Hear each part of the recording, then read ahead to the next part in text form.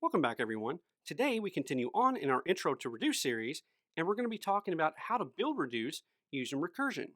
Now, if you remember, we've actually tackled this before because we talked about how to build Reduce using a for loop, but I thought it would be fun to branch out and kind of learn another way to build Reduce. Okay, so we have some prerequisites here.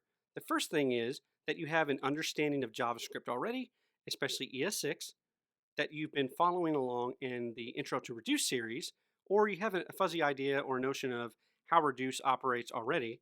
I also would have liked you to either have watched my Intro to Recursion video or have an understanding of recursion already. And the reason is because there's a lot of basic concepts that I went over in that video that we won't be discussing today. Okay, so let's review Reduce before we actually try to write it. So it's going to need an iterable. Now we're just using arrays here, but reduce is actually a pretty generic concept.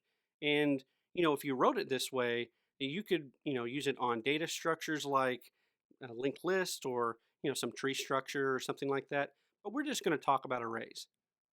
The other thing is you need an initial value known as the accumulator. This is often the empty state for the operation and data type that you're working on. For example, if you're trying to concatenate arrays, you would pass in an empty array. If you're trying to multiply numbers, your empty state would be the number 1, because multiplying any number by 1 doesn't change the number. The next thing it needs is a reducing function. Some people call this a reducer. I don't know why, but I just prefer calling it a reducing function. I think it's because it reminds me that it's a function. But the job of the reducing function is to return the new accumulator. Okay, so we're going to write this function in two different ways. Let's go over the first way right now. I call this passing the tail. Before we get started, there's a concept that in programming known as head and tail. And if you don't know, that's okay, but it's a pretty simple concept. With arrays, which is what we're going to be working on, the head of an array is just the first element. So as you can see, we have an array of 1, 2, 3, 4. The first element is 1. The tail of the array is going to be every element after that captured in an array. So as you see below, we have an array of 2, 3, and 4. Now sometimes you can actually have an empty tail. We have this array with just one element in it, but nothing after it. So our tail will be empty. All right, so there's a lot of things on the screen. We'll go over it step by step, but just notice that we've already written out the reduce function and we're calling it below. Now we're using that classic example of, summing numbers, and it's been done to death, but I think it keeps the context low because you don't have to remember how to add numbers. Okay, so this should look familiar, right? We have a reducing function as a parameter, an accumulator, and we have an array. Really, with the array method reduce, you don't have to pass in the array. It's an implicit bit of state that you're operating on. But with this function, we have to make that explicit, and so we have to pass it in. Okay, let's start with our base case, and we'll actually come back to this to explain how we arrived here. But remember, the base case terminates the recursion. So in our case, we're dealing with an array. Well, if the array is empty, if the tail we pass in is empty, there's nothing left to do because there's no more elements. And so we can just return the accumulator. Okay, so you notice that we have to get our new accumulator so that we can pass it in, and we do that by calling the reducing function. We're going to pass in the current accumulator, and we'll pass in the head of the array. Finally, we need to recurse so that we can move through the array. Remember, that concept of moving through a data structure is very important. You often do it with a loop, but you can use recursion to do it as well. So we can move toward our base case here by doing this recursive call and then passing in the tail of the array. So reduce is going to call itself. The reducing function stays the same. We're not doing anything to it. We're not changing it. We're also going to pass in that new accumulator that we got from calling the reducing function. And then here is where we can move toward the base case. If you notice, we're going to pass in the tail of the array. Remember, array.slice will create a new array, so there may be some concern there for, if you're concerned about memory, but really we're just starting at the first element and getting everything else. So this will ensure that the array gets smaller and smaller through every subsequent recursive call. Eventually, it'll become an empty array, because remember, a tail of a tail of a tail eventually will become empty. And so we can hit our base case. Okay, so could we clean any of this up? Well, the first thing I notice is that we're using an intermediate variable, new accumulator. So we could remove that and just plop it in where it was going anyways. And you might find that you like this, and that's fine. Sometimes though, an intermediate variable, even though it's redundant, it might provide some context for the thing that you're actually creating.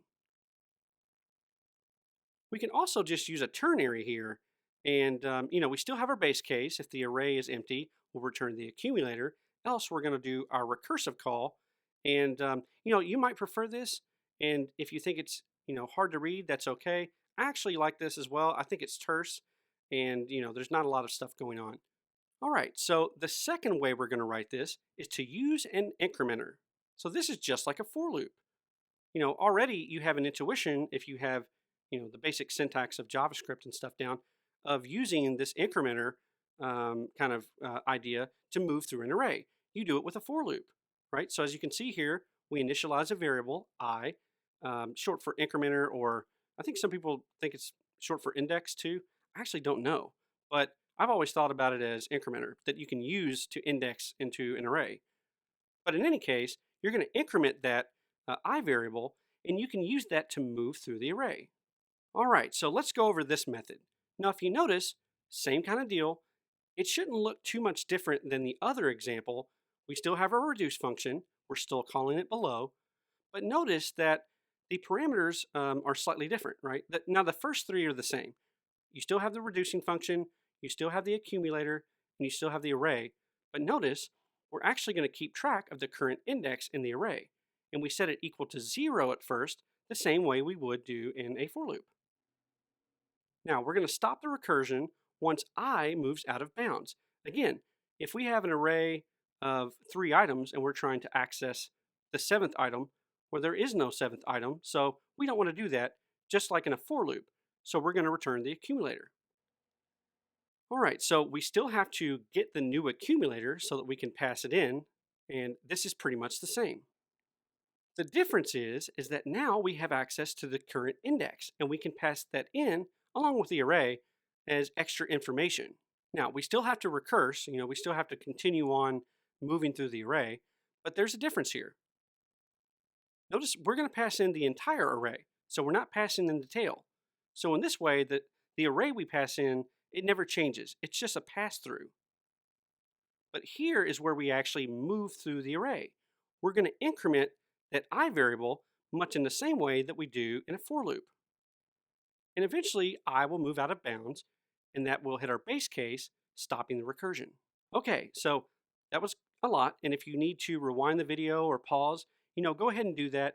But I encourage you to, write some of this code out by hand. So open up your favorite text editor, or open up a console in Google Chrome, and just, go ham on the thing. Just, console.log if you need to.